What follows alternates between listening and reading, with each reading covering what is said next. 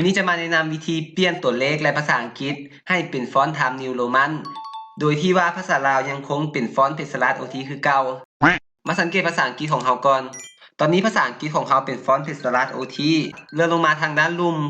ตัวเลขก็เป็นฟอนต์เพชรรัตน์ OT เช่นกันซึ่งในเอกสารนี้จะมีเนื้อในปะปนกันไปทั้งภาษาลาวภาษาอังกฤษและตัวเลขสักแนะนำว่าเวลาเพื่อนๆพิมพ์เอกสารให้พิมพ์ไปเลยโดยที่เราบ่ต้องกังวลจะมาเปลี่ยนเทอละตัวเพราะวิธีนี้จะช่วยให้เราเปลี่ยนฟอนต์ทั้งหมดให้เป็นฟอนต์ที่เราต้องการได้ทั้งตัวเลขภาษาลาวและภาษาอังกฤษวิธีเฮ็ดก็บ่ยากเลยมีทั้งหมด2ขั้นตอน The next day ขั้นตอนทำอีกกด Ctrl A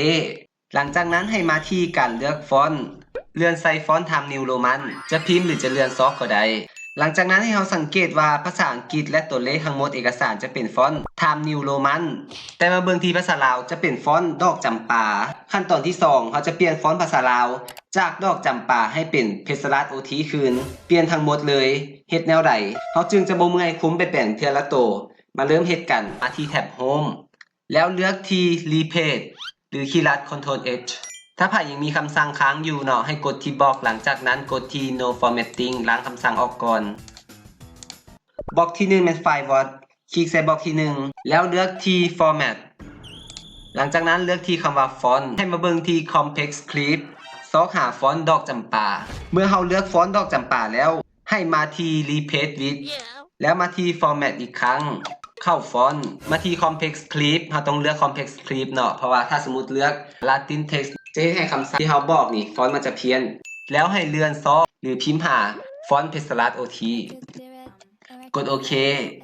สุดท้ายกด Replace All แทนที่ทั้งหมดจะมีแจ้งเตือนว่ามีการเปลี่ยนแปลงทั้งหมด256คำกดปิดออกจากป๊อปอัพนี้ later เพื่อนๆเลื่อนเบิ่งเอกสารภาษาลาวจะเป็นฟอนต์เพชรรัตน์ OT ทั้งหมดเอกสารเลยส่วนตัวหนังสือและตัวเลขจะเป็นฟอนต์ Times New Roman เรียบร้อย